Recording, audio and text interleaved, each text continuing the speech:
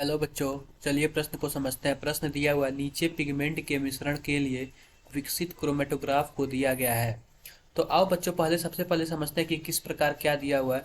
तो हमारे पास कुछ इस प्रकार एक क्रोमेटोग्राफी दिया हुआ है, क्रोमेटोग्राफी। और इस पे हम क्रोमेटोग्राफी पे क्या करते हैं, ये जो हमारा विलेय पदार्थ है उसका दो डॉप लगा देते हैं।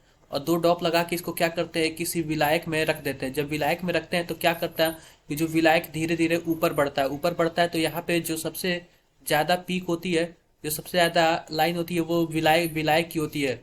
फिर उसके बाद विलेय भी धीरे धीरे विलायक के साथ ऊपर बढ़ते हैं, और ये विलेय एक्स है, एक्स विलेय की लंबाई है। और ये वाई विलेय की लंबाई है, वाई विलेय की लंबाई है। और सबसे ज़्यादा किसका होता है, सबसे ज़्यादा विलायक का होता है। तो इस प्रकार बच्चों, अगर हम एक्स और वाई के आर एफ वैल्यू का मान निकाले तो सबसे पहले हम पढ़ते हैं मुख्य अवधारणा।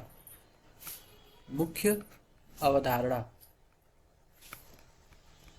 तो बच्चों, मुख्य अवधारणा में हम देखते हैं कि एक्स और वाई के मान किस प्रकार हो सकते हैं। तो हम सबसे पहले मुख्य अवधारणा में लिखेंगे R F value, R F मान। तो बच्चों, जो आर एफ मान का सूत्र होता है कुछ इस प्रकार होता है, विलायक द्वारा तय की गई दूरी। यहाँ पे होता है विलेय द्वारा तय की गई होती है दूरी, विलेय द्वारा तय की गई दूरी, तय की गई दूरी बटा में विलायक द्वारा तय की गई दूरी, विलायक द्वारा तय की गई दूरी, की गई दूरी। बच्चों, इस प्रकार ये आर एफ मान का सूत्र है। अगर हम एक्स का आर एफ निकालें, एक्स का आर एफ निकाले तो कुछ इस प्रकार निकाल सकते हैं। विलेय द्वारा तय की गई दूरी, विलेय द्वारा तय की गई दूरी जो है वो एक्स है, तो हम लिख देते हैं एक्स है। और विलायक द्वारा तय की गई दूरी क्या है, जेड है। तो इस प्रकार ये एक्स का आर एफ वैल्यू निकल गया।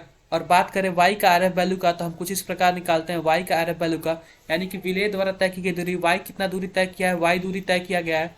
और इसका विलायक का कितना तय दूरी गई है, वो जेड है, जेड है। तो कुछ इस प्रकार एक्स का आर एफ मान निकल गया और वाई का आर एफ मान निकल गया। आओ बच्चों, देखते हैं हमारे विकल्प के माध्यम से सही विकल्प कौन है।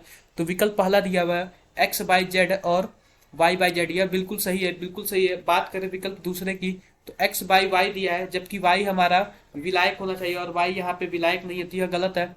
विकल्प सी दिया, इसमें गुना किया गया, ये भी गलत है। विकल्प डी दिया हुआ, विलायक को ऊपर रखा गया, ये भी गलत है। तो बच्चों, इस प्रकार हमने देखा कि मुख्य अवधारणा के हिसाब से अपने सही उत्तर का चयन किया, जो विकल्प ए है। आशा करते हैं कि आपको मुख्य अवधारणा के आधार पर प्रश्न समझ आया होगा।